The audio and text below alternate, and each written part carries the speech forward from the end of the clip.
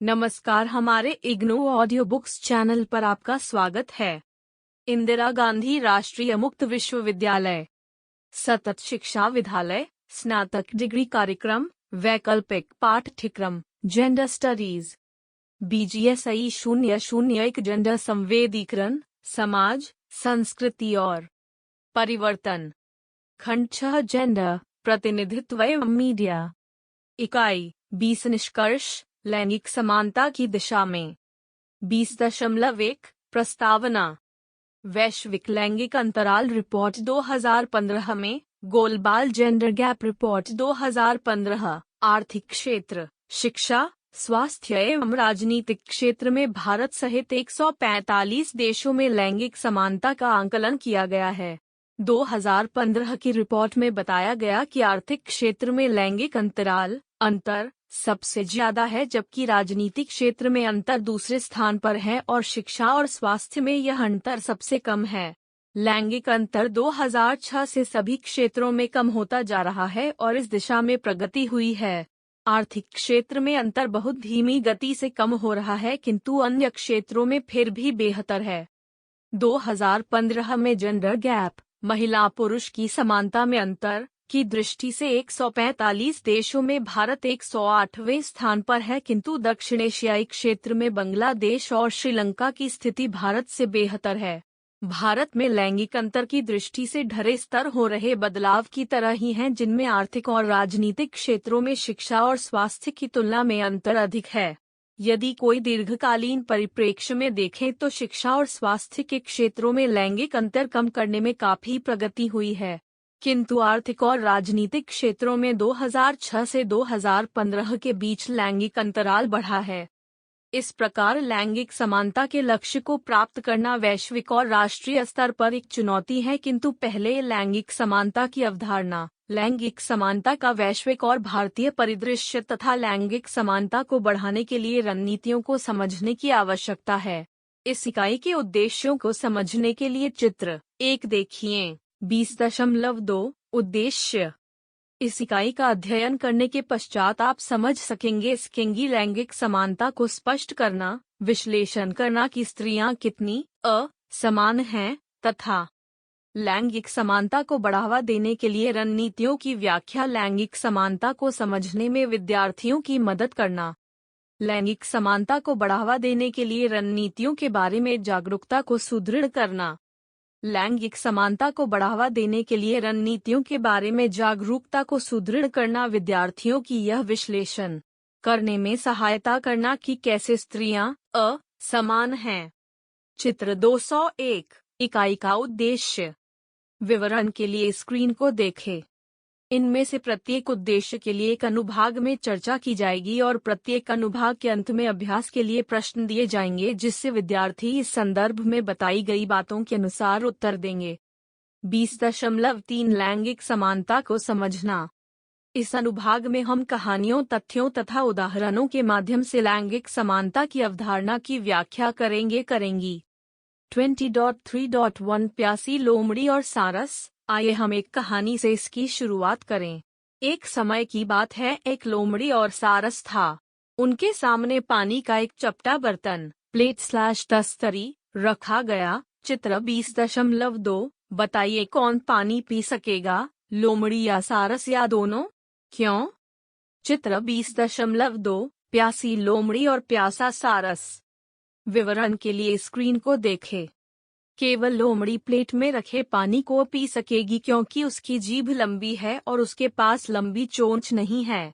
सारस के पास लंबी चोंच है और उसे पानी पीने के लिए कोई नलीदार बर्तन या गहरा बर्तन चाहिए। महिलाओं लड़कियों के संदर्भ में कुछ बातें इस कहानी से इस रूप में समझाई जा सकती हैं कि उनकी स्थिति उपर्युक्त कहानी के सारस की तरह है, जिसका उल्लेख चित्र 3 में किया गया है। कृपया जेंडर, लिंग, जाति, धर्म, विकलांग आदि के संदर्भ में असमानता के स्रोतों की पहचान कीजिए और स्तंभ 1 तथा स्तंभ 2 के बीच मेल बिठाइए। पंचायत कार्यालय में स्वास्थ्य की देखभाल के लिए कोई सुविधा नहीं है, इसलिए चुने जाने के बावजूद बैठक में शामिल होना मेरे लिए कठिन होता है। जाति डैश। मेरे विद्यालय में अनुसूचित जाति की सभी लड़कियों को एक पंक्ति में खड़ी करके छात्रवृत्ति के लिए हस्ताक्षर करवाया जाता है। दूसरे छात्रों को मेरी जाति का पता चल जाता है और उनमें से कुछ हमारे साथ नहीं खेलते। धर्म एवं लिंग, जेंडर। निजी क्षेत्र की कंपनी हमें बुर्का पहनकर काम पर आने की अनुमति नहीं देती। साड़ी पहनने की अनुमति है। वर्टिकल बार, विकलांगता और लिंग, जेंडर। नजदीक के सरकारी विद्यालय में रैंप नहीं है। मैंने विद्यालय जाना बंद कर दिया।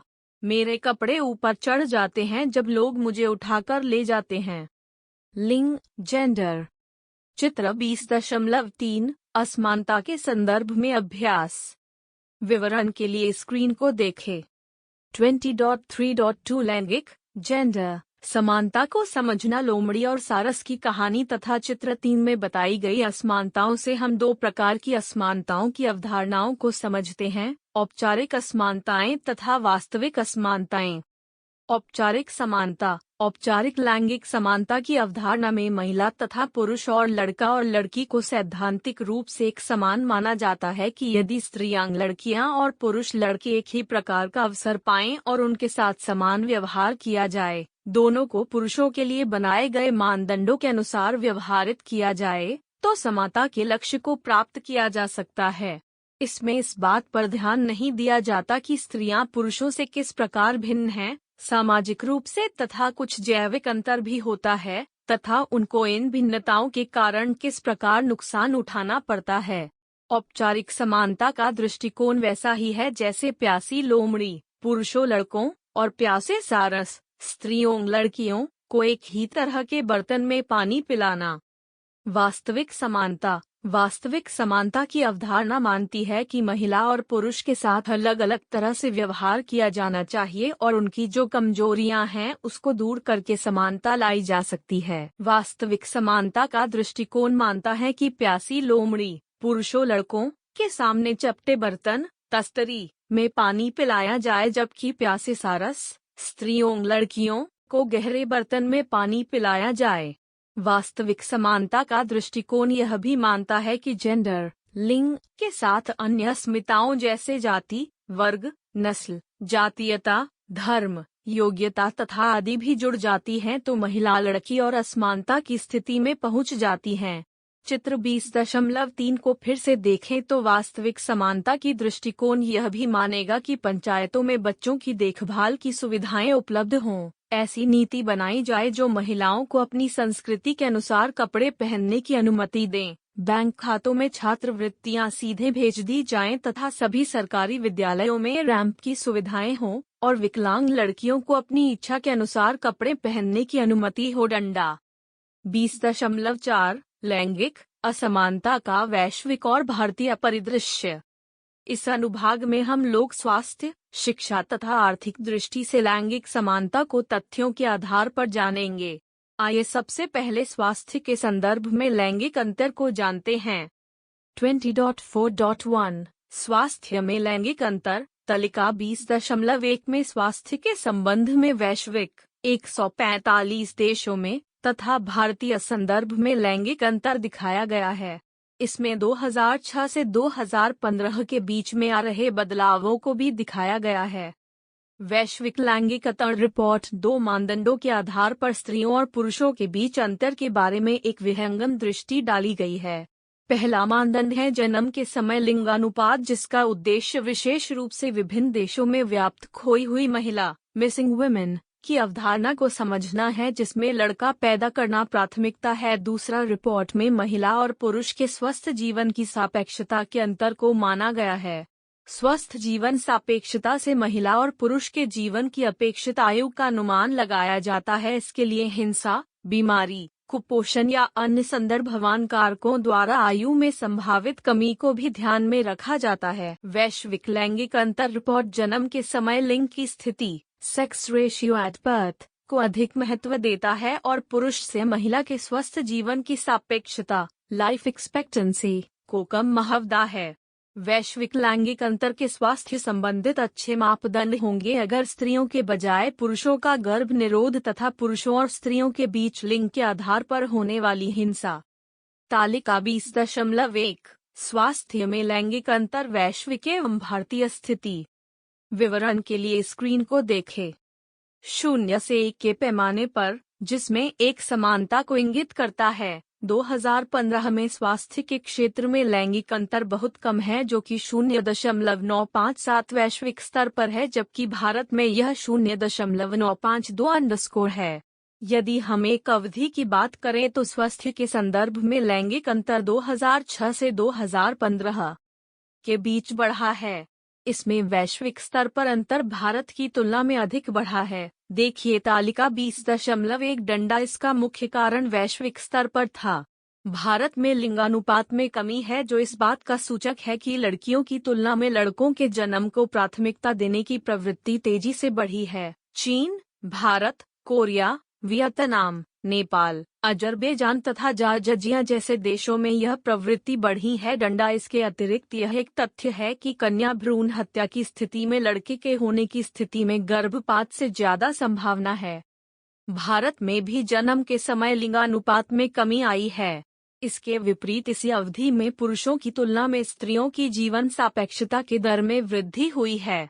इसमें एक बात जरूर है जिसकी पड़ताल होनी चाहिए कि यह स्त्रियों की जीवन सापेक्षता का अनुपात इसलिए बढ़ा है कि वे अधिक स्वस्थ रहती हैं, या इसलिए कि पुरुष धूम्रपान, मद्यपान या अन्य तनावों के कारण अधिक अस्वस्थ रहते हैं। आपूर्ति की दृष्टि से, अर्थात स्वास्थ्य प्रावधान, स्वास्थ्य के संदर्भ में लैंगिक समानता में बाँट का तत्व है स्वास्थ्य केंद्रों की दूरी, महिला चिकित्सकों का पर्याप्त संख्या में न होना, निजता का अभाव, शौचालय एवं पेयजल की खराब सुविधाएं, कुछ सेवाओं और दवाओं के लिए शुल्क लिया जाना, अपर्याप्त आपातकालीन प्रसूति सेवाएं तथा प्रजनन कैंसर जांच सेवाओं की कमी और स्वास्थ्य सेवाओं में महिलाओं और लड़कियों के साथ भेदभाव, विशेषतया HIV रोगी, विकलांग, अनुसूचित जाति, जनजाति, गरीब और अल्पसंख्यक स्त्रियों के साथ डंडा।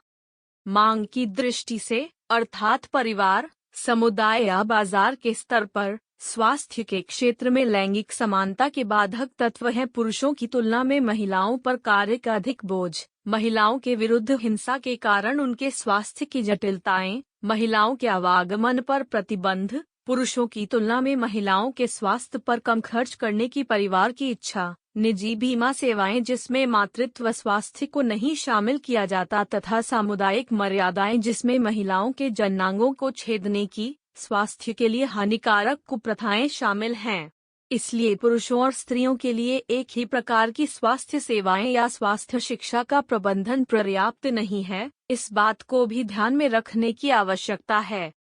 20.4.2 शिक्षा ग्रहण करने में लैंगिक अंतर स्त्रियों और पुरुषों के द्वारा शिक्षा ग्रहण करने में अंतर को विश्व लैंगिक अंतर रिपोर्ट ने प्राथमिक, माध्यमिक, उच्च शिक्षा में लड़कों और लड़कियों के शिक्षा के अनुपात को देखा गया है। जिसमें ध्यान दिया गया है उसका प्रतिफल क्या है। प्राथमिक शिक्षा में लैंगिक समानता, बच्चों के प्रवेश की संख्या, नामांकन को सर्वाधिक प्राथमिकता और महत्व दिया जाता है, जबकि उच्च शिक्षा में नामांकन को सबसे कम महत्व दिया जाता है तथा माध्यमिक शिक्षा को बीच में रखा जाता है। तालिका 20.2 देखिए लड़कियों की बचपन में शिक्षा तक पहुंच बढ़ाने, उनका विकास करने तथा प्राथमिक, माध्यमिक एवं उच्च शिक्षा में उनकी वास्तविक योग्यता, मातृभाषा, अंग्रेजी, गणित तथा विज्ञान में बढ़ाकर शिक्षा में लैंगिक अंतर को कम किया जा सकता है। विश्व लैंगिक अंतर रिपोर्ट के 2010 से 2015 के आंकड़ों को देखने से पता चलता है कि विश्व स्तर पर तथा भारत में 2006 से 2015 तक शिक्षा के क्षेत्र में यह अंतर कम हुआ है और विश्व स्तर पर जो औसत प्रगति हुई है उससे अधिक प्रगति भारत में इस दिशा में हुई है। तालिका 20.2 देखिए यही नहीं, उच्च शिक्षा के स्तर पर यह अंतर विश्व भर में कम हुआ है, किंतु अन्य 3 क्षेत्रों में साक्षरता, प्राथमिक एवं माध्यमिक कक्षाओं में नामांकन अंतर विश्व स्तर पर बढ़ता प्रतीत हुआ है। इसका कारण तेजी से बढ़ रहे संघर्षों के दौरान छोटी लड़कियों में बढ़ती असुरक्षा के कारण उनको पढ़ने के लिए स्कूल न भेजना हो सकता है। इसके विपरीत भारत में इन चारों मापदंडों के अनुसार लैंगिक अंतर कम हुआ है, जिसमें सबसे ज्यादा लैंगिक अंतर में कमी उच्च शिक्षा में हुई है और सबसे कम फर्क प्राथमिक शिक्षा में नामांकन में देखा गया है, जिसमें अंतर पहले भी बहुत कम था। फिर भी समानता अभी भी नहीं आ पाई है। खास तौर से भारत में साक्षरता के मामले में और विश्व स्तर पर माध्यमिक शिक्षा के मामले में। तालिका 20.2 शिक्षा में लैंगिक अंतर, विश्व एवं भारत की स्थिति। विवरण के लिए स्क्रीन को देखें। शिक्षा में आपूर्ति की दृष्टि अर्थात शिक्षा प्रावधान से लैंगिक समानता के बाधक तत्व हैं। लड़कियों के लिए यातायात की सुरक्षित व्यवस्था का अभाव, अध्यापिकाओं का अभाव, महिलाओं के लिए अलग से शौचालय तथा पेयजल की सुविधाओं का अभाव, विद्यालयों तथा कॉलेजों में यौन उत्पीड़न के प्रावधानों के सुव्यवस्थित अनुपालन की कमी, छात्राओं अनुसूचित जाति एवं जनजाति तथा अल्पसंख्यक छात्राओं के साथ शिक्षण संस्थाओं में भेदभाव आदि। शिक्षा के क्षेत्र में मांग की दृष्टि से जो लैंगिक समानता में बाधक तत्व हैं, लड़कों की शिक्षा को लड़कियों की शिक्षा की तुलना में प्राथमिकता देना, विशेषतः तब जब परिवार के पास संसाधन सीमित हों, लड़कियों पर घरेलू काम का बोझ, रजस्वला होने के बाद लड़कियों के घरों से बाहर जाने पर रोक, लड़कियों के लिए रोजगार की उपलब्धता नौकरानी के रूप में तथा उच्च शिक्षा प्राप्त लड़कियों के लिए ज्यादा दहेज की मांग। इस प्रकार शिक्षा के लिए एक जैसी व्यवस्था लड़के तथा लड़कियों के लिए प्रबंध करना ही पर्याप्त नहीं है, अपितु इन कठिनाइयों को भी दूर करने की आवश्यकता है। आप सुन रहे ऑडियो लर्निंग को। 20.4.3 आर्थिक क्षेत्र में लैंगिक अंतर।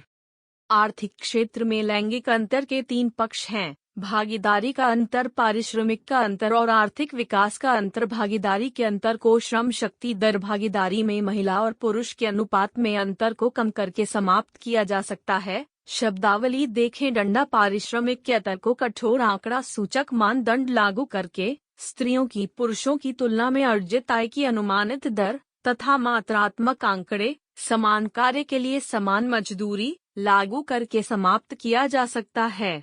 अंत में स्त्रियों और पुरुषों के आर्थिक विकास में अंतर को स्त्रियों और पुरुषों में अंतर के आंकड़ों को समाप्त करके पूरा किया जा सकता है। यह उनकी विधायिका में हिस्सेदारी वरिष्ठ अधिकारियों तथा प्रबंधकों और तकनीकी सक्षम व्यक्तियों जैसे वेल्डर्स तथा व्यावसायिक कमी जैसे डॉक्टर आदि में महिला और पुरुष में अंतर को कम करके लैंगिक अंतर समाप्त किया जा सकता है।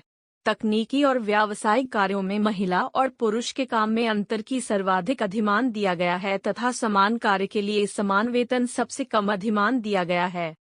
तालिका 20.3 आर्थिक क्षेत्र में लैंगिक अंतर, वैश्विक और भारतीय स्थिति। विवरण के लिए स्क्रीन को देखें।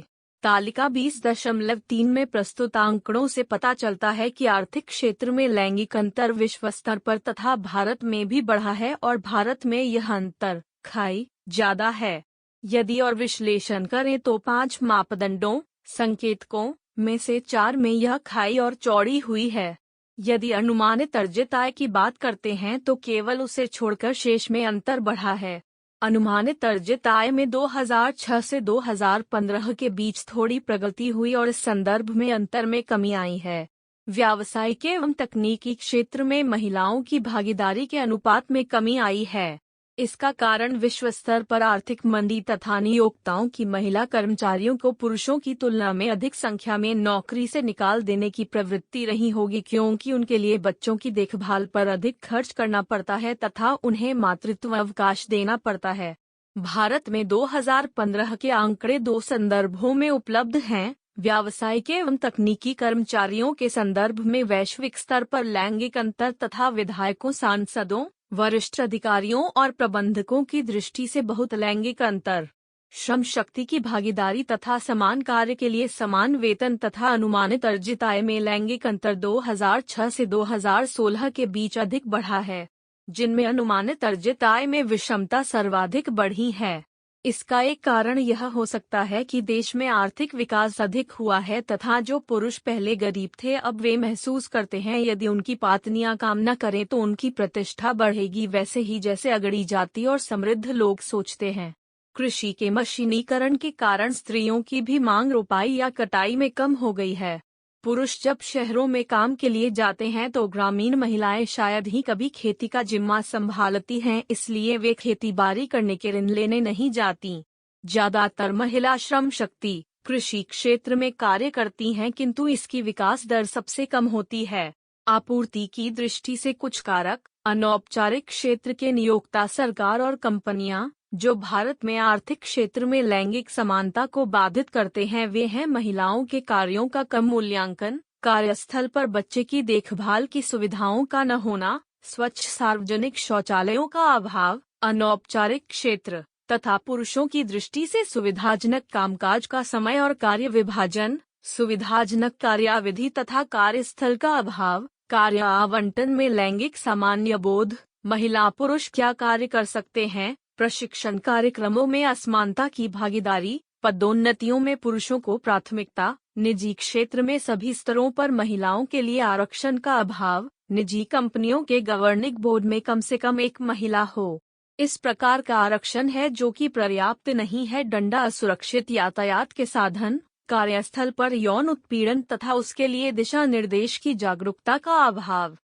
मांग की दृष्टि से कुछ बाधाएं इस प्रकार हैं। यह अवधारणा कि परिवार की देखभाल करना महिलाओं का मुख्य कार्य है, इसका संबंध इस बात को अस्वीकार करना है कि पति भी घरेलू कामकाज कर सकता है। यह अवधारणा कि यदि महिला की पदोन्नति हो जाए और उसका स्थानांतरण हो जाए तो अकेली नहीं रह सकती। कार्य करने के लिए स्त्रियों को अकेले जाने और अकेले रहने के विरुद्ध मर्यादाएं या आदर्श, काम करके देर से आने पर महिलाओं के विरुद्ध सामाजिक मर्यादाएं, कुछ स्त्रियों का आय पर नियंत्रण नहीं होता और स्त्रियों के पास कम संपदा या संसाधन होते हैं कि वे अपना व्यापार शुरू करें। 20.4.4 राजनीतिक क्षेत्र में लैंगिक अंतर डैश। राजनीतिक क्षेत्र में लैंगिक विषमता के अंतर्गत मंत्री के स्तर पर स्त्रियों और पुरुषों में विषमता तथा सांसद पद पर स्त्रियों और पुरुषों में विषमता है। इसके अतिरिक्त इसमें प्रधानमंत्री या राष्ट्रपति के पद पर विगत 50 वर्षों में कितने महिला या पुरुष रहे हैं। इस मानदंड की सबसे बड़ी कमी यह है कि इसमें स्थानीय प्रशासन के स्तर पर स्त्रियों और पुरुषों की भागीदारी में अंतर को इंगित करने वाले संकेतक नहीं हैं, जो कि भारत में विश्व स्तर के औसत से बहुत अधिक है। स्थानीय शासन में पंचायतों में महिलाओं के लिए 50% आरक्षण तथा नगरपालिका में महिलाओं के 33% आरक्षण डंडा तालिका 20.4 में विश्व स्तर पर और भारत में 2006 से 2015 के बीच में राजनीतिक क्षेत्र में लैंगिक असमानता के आंकड़े दिए गए हैं। इसका एक सकारात्मक पहलू यह है कि इस क्षेत्र में लैंगिक विषमता विश्व स्तर पर और भारत में भी कम हुई है और भारत में विश्व की औसत दर से कम है। इस प्रकार की विषमता यदि इसका और विश्लेषण करें तो विश्व में और भारत में संसद में महिलाओं की संख्या, मंत्री पद पर महिलाएं तथा शासनाध्यक्ष के रूप में महिलाओं का कार्यकाल। भारत में लैंगिक विषमता सबसे कम मंत्री पद महिलाओं के अनुपात में देखी गई है। विश्व स्तर पर 50 वर्षों में महिला शासनाध्यक्षों के कार्यकाल की दृष्टि से लैंगिक विषमता सबसे कम देखी गई है। राजनीतिक नेतृत्व में महिलाओं के प्रतिनिधित्व के लिए महिला संगठनों की वकालत ने विश्व स्तर पर तथा भारत में लैंगिक विषमता को राजनीतिक क्षेत्र में कम करने में बड़ी भूमिका निभाई है। यद्यपि भारतीय महिला समूहों द्वारा संसद में महिलाओं के लिए आरक्षण की वकालत को अभी भी सफलता मिलनी बाकी है। राज्यसभा, संसद का उच्च सदन द्वारा एक विधेयक पारित हो गया है कि संसद के निम्न सदन लोकसभा में तथा राज्य विधानसभाओं में महिलाओं के लिए 33% सीटें आरक्षित हों। इसके लिए संविधान संशोधन विधेयक राज्यसभा ने पारित किया, किंतु लोकसभा से इसे पारित किया जाना अभी शेष है। इसे पारित होने में मुख्य बाधा यह है कि पुरुष राजनेता इस बात का विरोध कर रहे हैं और यह सरोकार भी है कि कैसे यह जातिगत आरक्षण को प्रभावित करेगा। यद्यपि भारत में राजनीतिक क्षेत्र में लैंगिक विषमता में कमी आ रही है, किंतु यह स्वास्थ्य तथा शिक्षा के क्षेत्र में लैंगिक विषमता अधिक है, किंतु आर्थिक क्षेत्र में लैंगिक विषमता से कम है। राजनीतिक क्षेत्र में 0.1 के पैमाने पर लैंगिक अंतर 0.433 है, जो कि विश्व के औसत दर 0.230 से कम है, जो कि 2015 के आंकड़े पर आधारित है। यदि स्थानीय प्रशासन के स्तर पर महिलाओं की राजनीतिक क्षेत्र में भागीदारी के आंकड़ों को भारत के संदर्भ में जोड़ लिया जाए तो भारत की स्थिति इस क्षेत्र में काफी बेहतर हो जाएगी। तालिका 20.4 राजनीतिक क्षेत्र में लैंगिक विषमता, विश्व और भारत की स्थिति। विवरण के लिए स्क्रीन को देखें। राजनीतिक व्यवस्था में महिलाओं की राजनीतिक भागीदारी के लिए बाधक तत्व हैं संसद में महिलाओं के लिए आरक्षण का अभाव, राजनीति में भ्रष्टाचार, राजनीतिक व्यवस्था में पक्षपात तथा उत्पीड़न, लैंगिक जाति तथा अन्य कारणों से महिलाओं को अपने पतियों की कठपुतलियां बनकर राजनीति में प्रवेश करना पड़ता है। चुनी हुई महिलाओं को चुने गए पुरुषों की तुलना में कम आधार संरचनाएं तथा बजट दिए जाते हैं, महिलाओं को कम महत्वपूर्ण विभाग दिए जाते हैं तथा राजनीतिक संस्थाओं में बच्चों की देखभाल और अन्य सुविधाओं का अभाव होता है।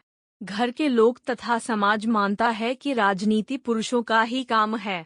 बहुत सी महिलाओं के पास चुनाव लड़ने के लिए वित्तीय संसाधन नहीं होते तथा इस प्रकार के खर्च के लिए शायद ही कर्ज मिलता हो। यदि महिलाएं राजनीति में नीति निर्णय की भूमिका निभा रही हों तो पुरुष शायद ही बच्चों की देखभाल की जिम्मेदारी निभाते हैं। महिलाओं को बाहर निकलने की कम छूट मिलती है तथा महिलाओं की साक्षरता में कमी भी कुछ बाधा उत्पन्न करती है। पिछली इकाइयों में आपने लिंगाधारित हिंसा के बारे में पढ़ा है। यहाँ हम उसकी राष्ट्रीय और विश्व स्तर पर स्थिति की चर्चा करेंगे। 20.5 लिंगाधारित हिंसा।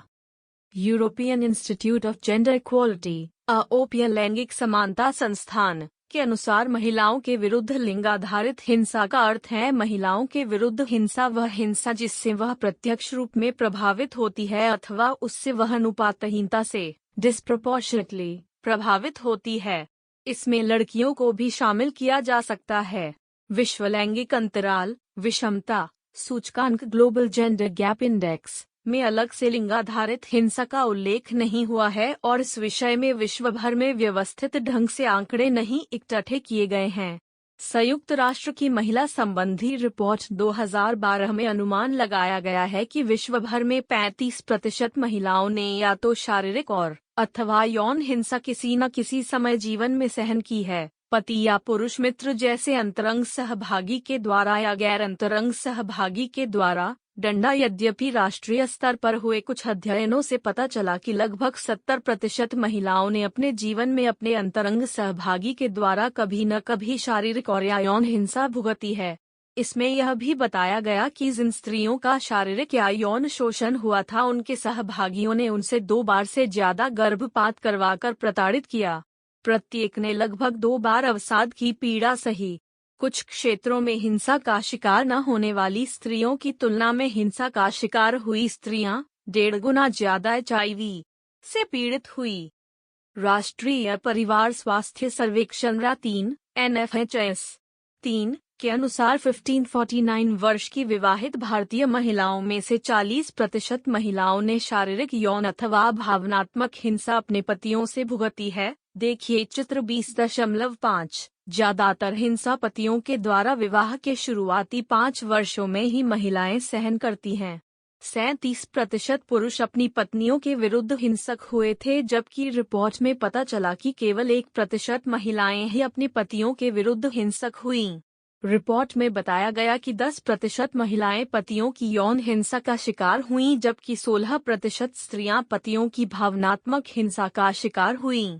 NFHS 3 में बताया गया कि पतियों द्वारा की जाने वाली हिंसा आयु, बच्चों की संख्या, पतियों के शराब पीने तथा पति के परिवार में पति द्वारा हिंसा की प्रवृत्ति के आधार पर बढ़ती देखी गई है। घर की आर्थिक स्थिति और स्त्रियों की शिक्षा के कारण इसमें कमी आ जाती है। आर्थिक स्थिति और स्त्रियों की शिक्षा के कारण इसमें कमी आ जाती है। पति पत्नी के बीच हिंसा की घटनाएं सबसे ज्यादा बिहार में तथा सबसे कम हिमाचल प्रदेश में दर्ज की गईं। 4 महिलाओं में से केवल 1 महिला हिंसा के मामले में किसी से सहायता मांगती है और उसमें ज्यादातर परिवार के लोगों से सहायता मांगती है। राष्ट्रीय परिवार स्वास्थ्य सर्वेक्षण 4 के आंकड़े अभी आने हैं। चित्र 205। विवरण के लिए स्क्रीन को देखें। पतिधारा हिंसा विवाहित महिलाओं के विरुद्ध हिंसा का प्रायः आम तरीका 1549 वर्ष के आयु वर्ग की विवाहित कुछ समय के लिए महिलाओं का प्रतिशत लिंग परीक्षण, कौटुंबिक व्यभिचार, कन्या बाल विवाह, लड़कियों का आरोपित विवाह, दहेज प्रताड़ना आदि परिवार के भीतर होने वाली लिंगाधारित हिंसा है जिसके आंकड़े व्यवस्थित रूप में उपलब्ध नहीं हैं। इसी प्रकार सार्वजनिक स्थानों पर महिलाओं और लड़कियों के विरुद्ध होने वाली हिंसा का भी कोई समग्र आंकड़ा मौजूद नहीं है। 2012 में दिल्ली में किए गए सर्वेक्षण में 92% महिलाओं ने बताया कि उनके जीवन में कम से कम एक बार सार्वजनिक स्थलों पर यौन उत्पीड़न की घटना हुई है, जबकि 88% महिलाओं ने बताया कि उन्होंने कम से कम एक बार मौखिक यौन उत्पीड़न की घटना सही है, जिनमें कामुक प्रकृति की अनुचित फब्तियां, सीटी बजाना, बुरी नजर से देखना या अश्लील इशारे करना, डंडा तेजाब फेंककर हिंसा की घटनाएं भी बहुत असाधारण घटना नहीं है। खास तौर से जिनको लड़की मना कर देती है वे ऐसा करते हैं। साइबर अपराध की घटनाएं भी महिलाओं के खिलाफ टेक्नोलॉजी, प्रौद्योगिकी के प्रसार के साथ तेजी से बढ़ रही हैं। लड़कियों की तस्करी भी बहुत अनहोनी बात नहीं है और कभी कभी तो स्त्रियों का भी अपहरण होता है और उनकी भी तस्करी कर दी जाती है। तस्करी, बेचना, डंडा जेंडर, लिंग के साथ साथ अन्य अस्मिताएं भी तब जुड़ जाती हैं जब महिला और पुरुष अपनी जाति, धर्म, राष्ट्रीयता और अन्य योग्यताओं से अलग हटकर विवाह कर लेते हैं, तब उन पर हिंसक प्रहार किए जाते हैं। भारतीय महिलाओं और लड़कियों के विरुद्ध हिंसा के कुछ सामाजिक कारण हैं। समाज की पितृसत्तात्मक मानसिकता जो लड़कियों को पिता अथवा पति की संपत्ति के रूप में देखने की प्रवृत्ति उभारती है। लड़कियों को समुदाय की प्रतिष्ठा, इज्जत मानना, मीडिया में महिला के विरुद्ध हिंसा की छवि, महिलाओं की आर्थिक और राजनीतिक स्तर पर कमजोर महिला तथा महिलाओं की पक्षधर अनौपचारिक मध्यस्थता के तंत्र का बहुत कम होना। जहां तक कानूनी स्तर या सुविधाओं का सवाल है, प्राथमिकी FIR दर्ज करने में देरी, पुलिस तथा न्यायपालिका सदैव लैंगिक संवेदनशील नहीं होते तथा समाज की संवेदनशीलता भी कम है। न्यायपालिका में पर्याप्त लैंगिक संवेदनशील व्यक्तियों का अभाव, अदालतों के फैसलों में देरी, फैसले हमेशा प्रगतिशील दृष्टि से नहीं लिए जाते तथा पूरी प्रक्रिया खर्चीली होती है और उसमें काफी समय लगता है, जिसे गरीब महिला नहीं सहन कर सकती। डंडा बॉक्स नंबर 201। सारांशतः कहा जा सकता है कि भारत में जेंडर गैप, लैंगिक विषमता, अंतर आर्थिक और राजनीतिक क्षेत्र में काफी अधिक है तथा भारतीय महिलाएं और लड़कियां परिवार के भीतर और परिवार के बाहर लिंगाधारित हिंसा का सामना बहुत अधिक करती हैं। यद्यपि स्वास्थ्य एवं शिक्षा के क्षेत्र में लैंगिक विषमता कम है, फिर भी लैंगिक समानता का लक्ष्य अभी नहीं पूरा किया जा सका है। स्वास्थ्य, शिक्षा तथा आर्थिक क्षेत्रों में भारत विश्व के औसत से कम है, किंतु राजनीतिक क्षेत्र में स्थिति इसके विपरीत है। यदि हम इन प्रवृत्तियों की पड़ताल करें तो भारत में स्वास्थ्य, शिक्षा तथा राजनीतिक क्षेत्र में लैंगिक विषमता कम हुई है, किंतु आर्थिक क्षेत्र में लैंगिक विषमता बढ़ गई है। लिंगाधारित हिंसा के संदर्भ में रोज होने वाली घटनाओं के बारे में प्रवृत्तियों पर टिप्पणी करने के लिए कोई ठोस आंकड़े नहीं हैं। प्रगति परीक्षण अभ्यास। अपनी उस लड़की की कहानी लिखिए। छात्राएं 1। जब आपने अपने भाइयों, चचेरे भाइयों, पुरुष मित्रों या सहपाठियों से तुलना की तो क्या आपने कभी कोई लैंगिक विषमता, जेंडर गैप का सामना किया? आपने इसको कैसे सुलझाया या नहीं सुलझा पाई? क्यों? 2। सोचिए, क्या कभी आपकी जाति, धर्म, आर्थिक पृष्ठभूमि या अन्य अस्मिताओं ने भी लैंगिक विषमता को अधिक करने में कोई भूमिका निभाई है? यदि हाँ तो कैसे?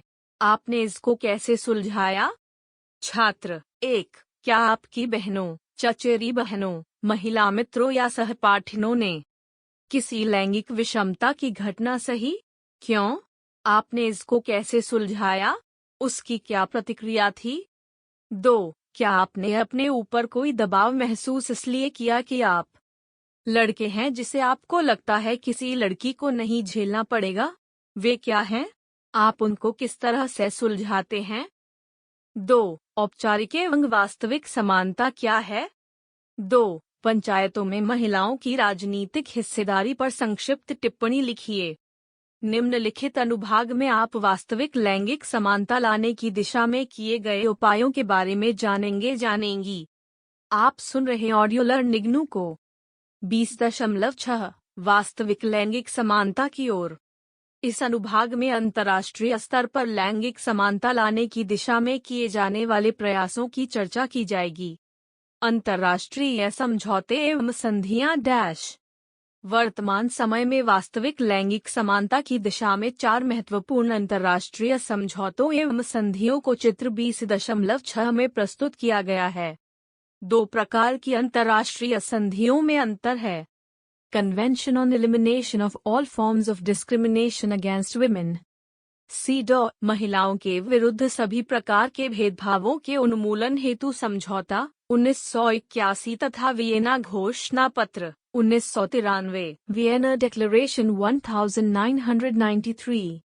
बीजिंग कार्यवाही मंच बीजिंग प्लेटफॉर्म फॉर एक्शन फा 1994 तथा वास्तविक विकास लक्ष्य सस्टेनेबल डेवलपमेंट गोल्स SDGs 2015। पहले दो उन देशों को मानना अनिवार्य है जिन्होंने इसकी पुष्टि की है, जबकि शेष दो मानना अनिवार्य नहीं है। उदाहरण के लिए सरकार द्वारा प्रस्ताव राष्ट्रीय रिपोर्टों की महिलाओं के विरुद्ध भेदभाव उन्मूलन समिति समीक्षा करती है। समिति गैर सरकारी संगठनों से छाया अथवा वैकल्पिक रिपोर्ट लेती है और सरकारी रिपोर्टों की गैर सरकारी संगठनों की रिपोर्टों और अन्य रिपोर्टों से तुलना करती है और अपनी निष्कर्षात्मक टिप्पणी देती है। अगली रिपोर्टों में सरकार को निष्कर्षात्मक टिप्पणी में की गई संस्तुतियों के क्रियान्वयन में हुई प्रगति की जानकारी देनी होती है। वियना घोषणा पत्र 1993 के क्रियान्वयन में उसी प्रकार की प्रक्रिया अपनाई जाती है और उसकी निगरानी संयुक्त राष्ट्र मानव अधिकार परिषद करती है। जबकि बीजिंग कार्यवाही मंच के लिए भी सरकारें अपनी रिपोर्ट प्रस्तुत करती हैं तथा SDGs वास्तविक विकास लक्ष्य पर कार्यवाही करनी पड़ती है, किंतु छाया रिपोर्टों की व्यवस्था नहीं शुरू हुई है तथा वह अलग अलग देशों में अलग अलग तरह से होती है।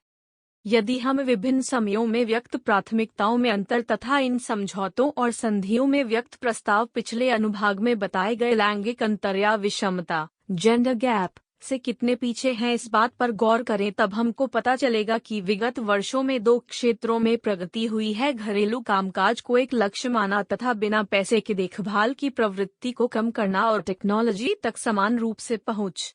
हालांकि महिलाओं में विषमता का मुद्दा सीडॉ तथा फा में SDG के लक्ष्य 5C की तुलना में अधिक प्रमुखता से उठाया गया। यही नहीं, जेंडर लैंगिक एवं सामाजिक समानता के संबंध में पुरुषों और लड़कों को संवेदनशील बनाने को प्राथमिकता नहीं दी गई। कुछ बातों के संबंध में विश्व स्तर पर और राष्ट्रीय स्तर पर कोई तुलनात्मक आंकड़े नहीं उपलब्ध हैं, जैसे महिलाओं के संपत्ति के स्वामित्व तथा स्त्रियों के विरुद्ध हिंसा की घटनाएं। फिर भी समझौते और संधियां जानकारी की दृष्टि से तथा लैंगिक समानता के संदर्भ में रणनीतियां बनाने और उन्हें लागू करने के लिए उपयोगी हैं, जैसे राज्य, कार्यस्थल, समुदाय, परिवार तथा विवाह। CEDAW महिलाओं के विरुद्ध सभी प्रकार के भेदभाव के उन्मूलन हेतु समझौता 1981। इसमें जेंडर के बारे में आम धारणा, महिलाओं की तस्करी तथा वेश्यावृत्ति तथा राष्ट्रीयता के आधार पर भेदभाव का उन्मूलन, विवाह एवं परिवार तथा कानून का क्रियान्वयन, स्वास्थ्य, शिक्षा, रोजगार, नीतियां और आर्थिक तथा सामाजिक हित। वियना घोषणा पत्र वियना घोषणा एवं कार्यनीति 1993। महिलाओं के विरुद्ध राज्य हिंसा मानवाधिकार का उल्लंघन है। राज्य हिंसा को राष्ट्रीय एवं अंतर्राष्ट्रीय स्तर पर सहयोग से कानूनी तरीकों से हल किया जा सकता है।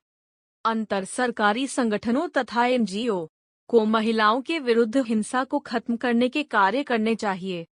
BPA बीजिंग कार्यवाही मंच 1994। समानता, विकास एवं शांति, महिलाएं तथा गरीब, अर्थव्यवस्था, शिक्षा, स्वास्थ्य, हिंसा, सैन्य संघर्ष, निर्णय में भागीदारी, मानवाधिकार, मीडिया, पर्यावरण, लड़कियां तथा संस्थागत तंत्र। लक्ष्य 5 CDG। लक्ष्य 5 लैंगिक समानता, सतत विकास लक्ष्य 2015। महिलाओं के विरुद्ध हिंसा, लैंगिक समानता, कुप्रथाओं को समाप्त करना, देखभाल के लिए भुगतान न करने की प्रवृत्ति को कम करना, पदोन्नति या विकास, नेतृत्व तथा निर्णय में भागीदारी, आर्थिक संसाधन, प्रौद्योगिकी, यौन तथा प्रजनन स्वास्थ्य, दत्तक संतान ग्रहण करने के लिए आवश्यक नीतियां तथा कानून। चित्र 20.6 लैंगिक समानता संबंधी महत्वपूर्ण समझौते एवं संधियां। अंतर्राष्ट्रीय महिला वर्ष 1975 से लैंगिक समानता के लिए बहुत से समझौते हुए तथा महिलाओं के विकास में उसके बाद के दशकों से कार्य हो रहे हैं। अब हम राष्ट्रीय स्तर पर हुए प्रयासों के बारे में जानते हैं। 20.7 भारत सरकार के दृष्टिकोण, नीतियां, योजनाएं। आइए हम भारत सरकार के दृष्टिकोण, कानून, नीतियों तथा योजनाओं के बारे में जानते हैं। 20.7.1 दृष्टिकोण। कालक्रमानुसार भारत सरकार के कानून, नीतियों एवं योजनाओं में अलग अलग दृष्टिकोण रहे हैं। 1960 तथा 1970 के दशकों में सरकार में कल्याणकारी दृष्टि को अपनाया गया। इस दृष्टिकोण के अनुसार स्त्रियों की मां एवं देखभाल करने वाली महिला की भूमिका को महत्व दिया गया। मातृत्व एवं बाल स्वास्थ्य कार्यक्रम इसका एक उदाहरण है। इसमें मुख्य ध्यान महिलाओं की प्रजनन, संतानोत्पत्ति की भूमिका की ओर दिया गया। 1974 में भारत में महिलाओं की स्थिति के संबंध में बनी समिति द्वारा तैयार की गई समानता की दिशा में रिपोर्ट ने समानता के दृष्टिकोण की ओर ध्यान दिलाया।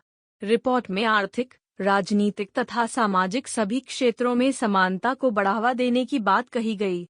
समान पारिश्रमिक अधिनियम 1976 इस दिशा में किया गया एक महत्वपूर्ण प्रयास है। 1980 के दशक में महिलाओं की गरीबी कम करने की योजनाओं की दिशा में ध्यान दिया गया। महिलाओं में समूह निर्माण, बचत तथा आय सृजन पर ध्यान देते हुए ग्रामीण क्षेत्रों में महिला एवं बाल विकास योजनाएं 1982-83 में लागू की गईं। स्वरोजगार प्राप्त महिलाएं तथा असंगठित क्षेत्र में कार्यरत महिलाओं के लिए राष्ट्रीय आयोग ने 1989 में श्रम शक्ति रिपोर्ट पेश की, जिसमें इस क्षेत्र में गरीब महिलाओं की दशा पर ध्यान दिया गया है। 1990 के दशक में दक्षता दृष्टि की ओर ध्यान दिया गया। इस दृष्टिकोण में महिलाओं के कौशल को अन्य लक्ष्यों के संसाधन के रूप में उपयोग करने पर बल दिया गया है, जैसे महिलाओं की फुर्तीली उंगलियों का उपयोग रेशम पालन तथा बीज संकरण के लिए करना। 1990 के दशक के उत्तरार्ध से सशक्तिकरण का दृष्टिकोण उभर रहा है, जो महिला समस्या कार्यक्रम 1989, महिला सशक्तिकरण की राष्ट्रीय नीति 2001 में दिखाई देता है। भारत में महिलाओं की दशा की दूसरी आरंभिक रिपोर्ट सरकार को सौंपी गई है। कल्याण। जैसा कि चित्र 20.7 में दिखाया गया है, कानून, नीतियां और योजनाएं दक्षता के अलावा 4-5 दृष्टिकोण से जुड़ी हुई है। मुख्य ध्येय वास्तविक समानता है। उदाहरण के लिए बाल कल्याण, कल्याण, हाथ में पैसे आना, गरीबी का दृष्टिकोण, स्थानीय शासन में 33-50% आरक्षण, औपचारिक समानता तथा व्यक्ति की क्षमता का वास्तविक उपयोग और स्वशासन में भूमिका, सशक्तिकरण, राजनीतिक क्षेत्रों में वास्तविक समानता पर केंद्रित है। चित्र 20.7 वास्तविक समानता की ओर विवरण के लिए स्क्रीन को देखें। 20.7.2 नीतियां, विधेयक एवं योजनाएं तालिका 20.5 में महत्वपूर्ण कानूनों, नीतियों तथा योजनाओं की सूची दी गई है, जो विभिन्न क्षेत्रों में लैंगिक असमानता दूर करने के लिए बनाई गई है। कृपया कानूनों, नीतियों या योजनाओं के साथ उन क्षेत्रों की असमानता का मेल बिठाइए। उदाहरण के लिए स्वच्छ भारत अभियान, जिसका एक लक्ष्य है खुले में शौच को बंद करना है, किंतु इससे केवल महिलाओं के स्वास्थ्य एवं सुरक्षा। जब रात में महिलाएं खुले में शौच के लिए जाती हैं, तब उनका उत्पीड़न होना कोई अपरिचित बात नहीं है। में सुधार होता है, बल्कि इससे लड़कियां ज्यादा संख्या में स्कूल जाएंगी तथा महिलाएं पंचायतों और नगरपालिकाओं तथा श्रम बाजार में भी ज्यादा जाएंगी और उसमें संलग्न रहेंगी।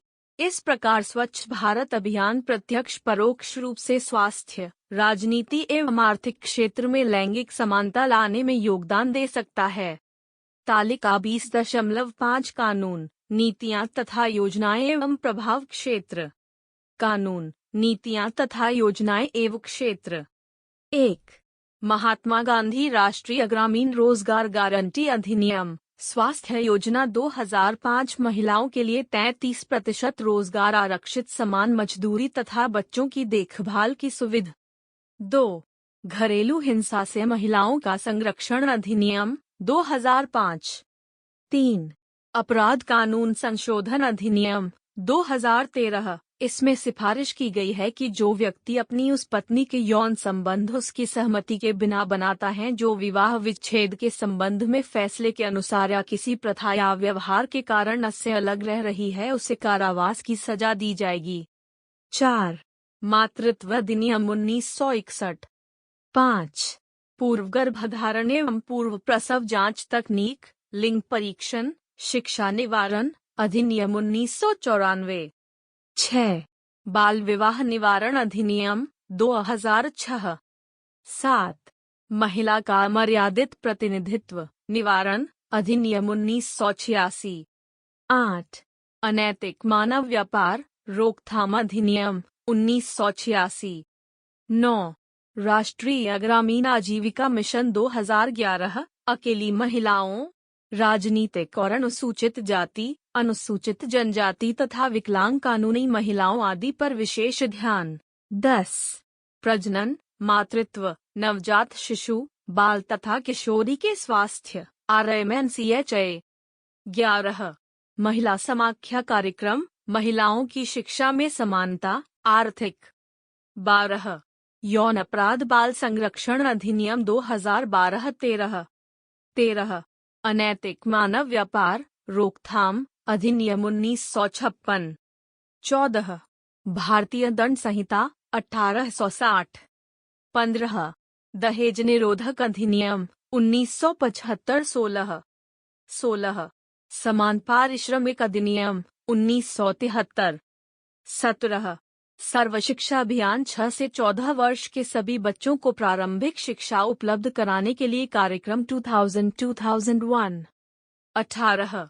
73वां संविधान संशोधन 1992 जिसमें महिलाओं के लिए ग्राम पंचायतों, तालुका पंचायतों तथा जिला परिषदों की 1/3 सीटें तथा 74वें संविधान संशोधन विधेयक 1993 में नगरपालिकाओं में महिलाओं के लिए 1/3 सीटें आरक्षित।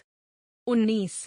हिंदू उत्तराधिकार संशोधन अधिनियम 2005 जिसमें महिलाओं को पुरुषों के समान उत्तराधिकारी बनने का अधिकार प्रदान किया गया। 20. महिला किसान सशक्तिकरण परियोजना 2011 NR। सामाजिक लयम का हिस्सा महिला किसान सशक्तिकरण। 20.8 निर्णायक बनिए भारत में लैंगिक समानता की दिशा में चुनौतियां। इन कानूनों, नीतियों एवं योजनाओं के बावजूद आर्थिक, राजनीतिक, स्वास्थ्य के क्षेत्रों में भारत में लैंगिक विषमता है। आपकी दृष्टि से परिवार, विवाह, समुदाय, धर्मों, संस्थाओं, मीडिया, निजी क्षेत्र तथा सरकार के स्तर पर कौन कौन सी चुनौतियां हैं? चित्र 20.8 में दर्शाए गए क्षेत्रों में उन चुनौतियों को बताइए।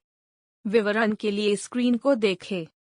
चित्र 20.8 लैंगिक जेंडर समानता की दिशा में चुनौतियां। लैंगिक समानता की दिशा में चुनौतियां समाज की विभिन्न संस्थाओं में सभी अस्मिताएं जब एक दूसरे से जुड़ जाती हैं तब उभरती हैं। भारत सरकार के दृष्टिकोण, कानून, नीतियां तथा योजनाएं इन संस्थाओं और अस्मिताओं के द्वारा नियंत्रित कुछ मान्यताओं को बदलने का प्रयास करती हैं किंतु सभी को नहीं बदल सकती। उदाहरण के लिए हिंदू उत्तराधिकार संशोधन अधिनियम 2005 महिलाओं को आनुवांशिक संपत्ति का समान उत्तराधिकारी मानता है किंतु भूमिहीन घरेलू महिलाओं को संपत्ति बनाने या शहरी क्षेत्रों में घरों में काम करने वाली स्त्रियों को स्नातक तक शिक्षा और रोजगार प्रदान करने के लिए बहुत सी योजनाओं की अभी भी आवश्यकता है। 20.9 सारांश। औपचारिक समानता परिणामों के रूप में समानता प्राप्त करने के लिए काफी नहीं है, इसके लिए वास्तविक समानता अनिवार्य है। वास्तविक लैंगिक समानता की अवधारणा यह मानती है कि स्त्रियों और पुरुषों के साथ भिन्न प्रकार से व्यवहार किया जाना चाहिए तथा महिलाओं की कमजोरियों, विशेषतः हाशिए की महिलाओं, को दूर करने के लिए समानता पाने का प्रयास करना चाहिए। लैंगिक विषमता विश्व भर में और भारत में भी शिक्षा और स्वास्थ्य की तुलना में आर्थिक और राजनीतिक क्षेत्रों में अधिक है। विश्व भर में और भारत में भी जन्म के समय घटता लिंगानुपात चिंता का विषय है। इसके साथ ही महिलाओं के विरुद्ध लिंगाधारित हिंसा की बढ़ती घटनाएं भी चिंता की बात है। वास्तविक लैंगिक समानता की दृष्टि से महत्वपूर्ण अंतर्राष्ट्रीय समझौते और संधियां हैं। CEDAW 1979 वियना घोषणा पत्र 1993 जिसमें महिलाओं के मानवाधिकारों के उल्लंघन का विरोध है। बीजिंग महिला मंच 1995 तथा सतत विकास लक्ष्य 2015 का लक्ष्य 5। लैंगिक समानता की दिशा में कई राष्ट्रीय दृष्टिकोण हैं जिसमें कल्याण का समन्वय, औपचारिक लैंगिक समानता, महिलाओं की गरीबी कम करना, दक्षता तथा सशक्तिकरण। अंतर्राष्ट्रीय और राष्ट्रीय पहल एक साथ मिलकर महिलाओं की वास्तविक समानता ला सकती है, बशर्ते कि उनके लिए वित्तीय व्यवस्था हो, मानव संस्थान, जेंडर रूपांतरणकारी सेवाएं हों, समुदाय और परिवार के स्तर पर जेंडर रूपांतरणकारी मानक, फिल्में और मीडिया का सहयोग है। 20.10 शब्दावली। श्रम शक्ति भागीदारी दर, लेबर फोर्स पार्टिसिपेशन रेट, 15 वर्ष से अधिक आयु की जनसंख्या का अनुपात, हिस्सा है जो आर्थिक रूप से सक्रिय है, सभी लोग जो वस्तुओं और सेवाओं को एक निर्धारित अवधि में उत्पादन हेतु श्रम प्रदान करते हैं। संयुक्त राष्ट्र महिलाएं, उन वुमेन, यह संयुक्त राष्ट्र का संगठन है जो लैंगिक समानता तथा महिला सशक्तिकरण के लिए प्रतिबद्ध है। www.unwomen.org। सतत विकास लक्ष्य SDGs। सतत विकास लक्ष्य को वैश्विक लक्ष्य के रूप में भी जाना जाता है जो सहस्त्राब्दी विकास लक्ष्य MDG के लिए बनाया गया था। MDG के गरीबी के खिलाफ 8 लक्ष्य हैं जो विश्व 2015 तक प्राप्त करने के लिए प्रतिबद्ध हैं। MDG को 2000 में लागू किया गया था जिसका लक्ष्य है गरीबी, भूख, बीमारी, लैंगिक असमानता कम करना तथा पेयजल एवं सफाई की व्यवस्था करना। MDG की तुलना में नया SDG अधिक व्यापक है। यह गरीबी की वास्तविक समस्याओं को हल करने तथा सभी लोगों के लिए विकास की सार्वभौमिक आवश्यकताओं के लिए संसाधनों की बात करता है। UNDP प्रशासक हेलेनी क्लार्क का मानना है, यह समझौता समावेशी एवं सतत स्तर पर अपनी बात कहने के लिए मील का पत्थर साबित होगा। यदि हम सभी एक साथ कार्य करें तो हमें लोगों की शांति, समृद्धि तथा कल्याण की आकांक्षाओं को पूरा करने और अपनी दुनिया को संरक्षण देने का अवसर मिलेगा। बीजिंग कार्यवाही मंच। संयुक्त राष्ट्र ने मैक्सिको, नाइरोबी, कोपेन तथा बीजिंग में 4 अंतर्राष्ट्रीय महिला सम्मेलन आयोजित किए जो महिलाओं के मुद्दों को उठाने तथा आवश्यक कानून और नीतियां बनाने के लिए सभी देशों ने आम राय कायम करने के लक्ष्य से प्रेरित था। बीजिंग कार्यवाही मंच बीजिंग में 1994 में आयोजित चौथे अंतर्राष्ट्रीय महिला सम्मेलन की परिणति है। 20.12 अभ्यास के लिए प्रश्न। 1. लोमड़ी तथा सारस की कहानी के माध्यम से स्वास्थ्य के क्षेत्र में लैंगिक विषमता की व्याख्या कीजिए। 2. शिक्षा में जेंडर विषमता का विश्लेषण कीजिए। 3. जेंडर समानता, लैंगिक समानता के लिए सरकारी दृष्टिकोण, नीतियों तथा योजनाओं का संक्षिप्त परिचय दीजिए। धन्यवाद, मिलते हैं अगले वीडियो में।